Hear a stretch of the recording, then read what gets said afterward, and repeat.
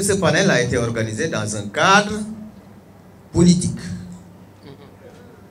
Ceux qui ont porté ce panel, c'est Benno Bokk Yakaar du département de Rufisque. Et cela pour démontrer que faire de la politique, ce n'est pas seulement organiser un meeting,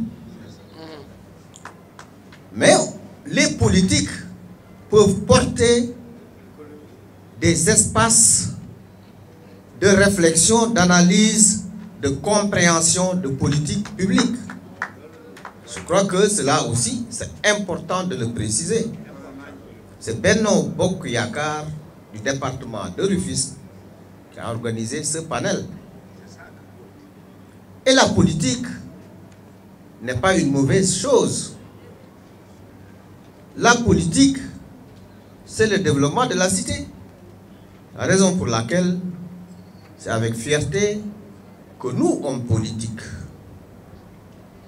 nous nous réjouissons de ce qui a été organisé aujourd'hui et nous en avons fait bénéficier d'autres qui ne sont pas des politiques pour la compréhension de ce que le président Macky Sall est en train de faire. Mais nous sommes en plein dans le PAP 2 ans.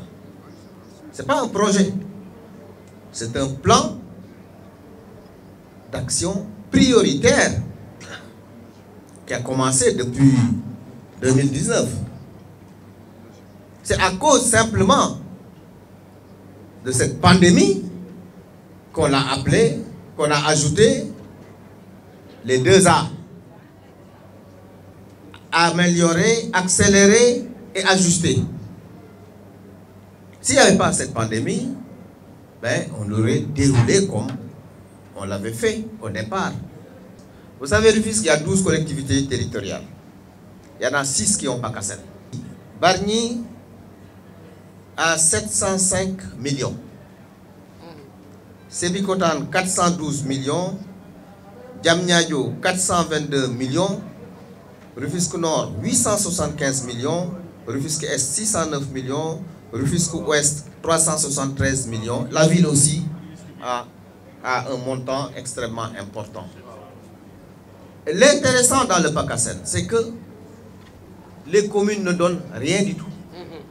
Zéro apport.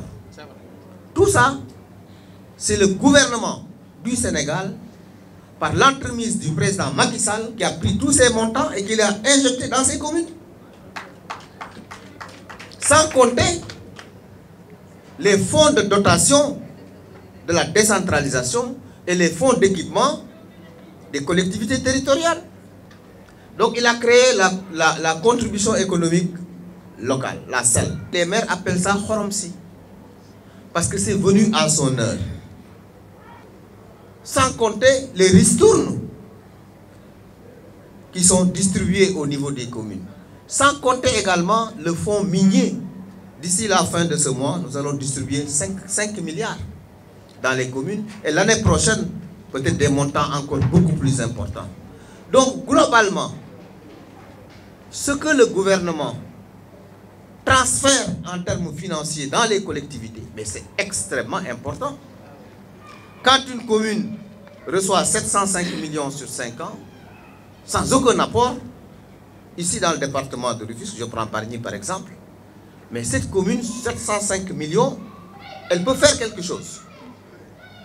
Quand Rufisque Nord reçoit 875 millions, elle peut faire quelque chose.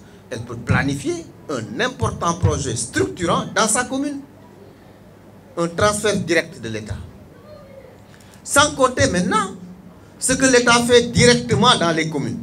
Ça, c'est de l'argent que l'État prend et donne aux communes. Mais le président Macky Sall, Yamoul Fofu, quand on parle de Promoville, si Promoville fait 22 milliards ici à Rufisque, et c'est lancé, mais ça va où? Mais dans les communes de Rufisque qui sont concernées. Si le PUDC fait des projets dans les communes, mais ça va directement aussi, également, là-dedans. Le programme de lampadaires solaires, 50 000 lampadaires solaires. Beaucoup de communes en ont bénéficié, y compris dans le département de Rufisque. Mais ça va où? L'éclairage public, c'est du ressort des communes. Mais l'écran central, le président Macky Sall dit non, je vais aider mes communes. Il prend 50 000 lampadaires, il met dans les communes. Et il va encore faire 100 000 lampadaires solaires pour les communes. Et ça va dans les communes. Quand vous allez dans des collectivités territoriales, lorsque le président Macky Sall amène la bourse de sécurité familiale, mais à qui on donne ça? Pas à des extraterrestres, mais à des populations. Mais ces populations se trouvent où? Dans les communes. Dans nos différentes communes, on a des bourses de sécurité familiale. La couverture maladie universelle, c'est où? C'est pas dans le ciel. C'est pour les populations, mais les populations sont comptabilisées où? Mais dans les communes. C'est la raison pour laquelle, et le président a bien raison, le 22 octobre dernier, quand il disait au maire, parce que li ngeen di liggéey yëpp ci sama budget lay jóge ma transféré waat leen ko. De temps en temps, il faudrait aussi que les maires que nous sommes disent aux populations ce que le président a fait. C'est important. Bon, nous savons tous que nous sommes, les maires ont tendance à dire, bon, mais man m'a défli. Ah, mais grâce à qui? Au président. Président Macky Sall. Et ça, c'est important quand même de préciser que c'est comme ça que les choses devraient se passer. Maintenant, il y a des communes dans le département de Rufisque qui grossissent très vite en termes de population. C'est le cas de Djahaï, c'est le cas surtout de Tivaouane Peulh, Niack. Toute cette zone de 4C, il y a une augmentation de la population fulgurante. C'est la raison pour laquelle le président Macky Sall a donné instruction à son gouvernement. Il nous a donné instruction. Et nous allons y travailler. Il nous a dit il faut un programme spécial pour Djahaï et Tivaouane Peulh. Il l'a dit. Et nous sommes en train de travailler. D'ailleurs, très bientôt, moi personnellement, en ma qualité de ministre des collectivités territoriales, du développement et de l'aménagement des territoires, je rencontrerai les responsables et les populations de Djahaï et de Tivaouane Peulh pour voir, et parce que c'est ça la mission que le président nous a donnée, les problématiques de cette zone-là. Dans un premier temps, le travail va être fait à ce niveau. Parce que vous savez qu'il y a un projet de départementalisation également de Kermassar sur lequel nous sommes en train de travailler sur l'instruction du président Macky Sall.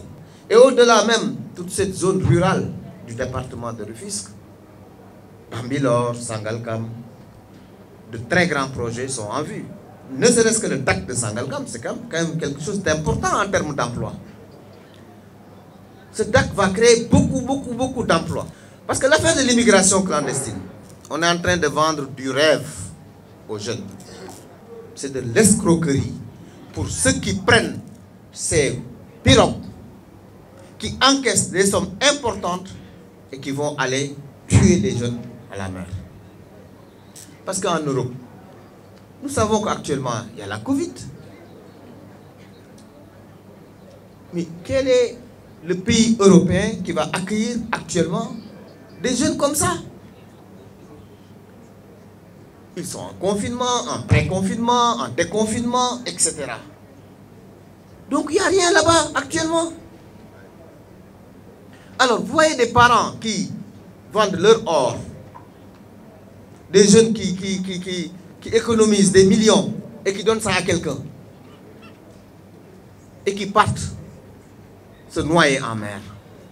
C'est de la catastrophe. Évidemment, nous sommes au Sénégal. Au Sénégal, quand il y a quelque chose, les gens trouvent tout de suite, essaient de trouver des explications et indexent le gouvernement. Ils disent, oui, c'est la pêche qui est morte, c'est pour ça. C'est absolument faux. Je peux bien en parler. Sur la base de la confiance du président Macky Sall, j'ai dirigé ce département ministériel pendant 5 ans. De 2014 à 2019.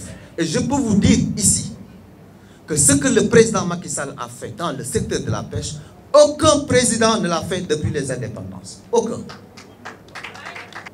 Donc il y a de l'amalgame que nit ñi bëgg wax. Ñi dem tamit, ce ne sont pas des pêcheurs en grande masse. Si fukki nit yu dem, xëy na ñaar ñoo ci nekk pêcheur. Évidemment ki dawal gaal gi pêcheur la, ki yor kii bi pêcheur la, parce que ñoom ñoo mën a dem noonu. Mais ni ci ëpp ci biir dëkk bi la ñu jaay leen, ñu vendre leen des rêves, et il faut sanctionner sévèrement ces vendeurs de rêves. Donc voilà la situation.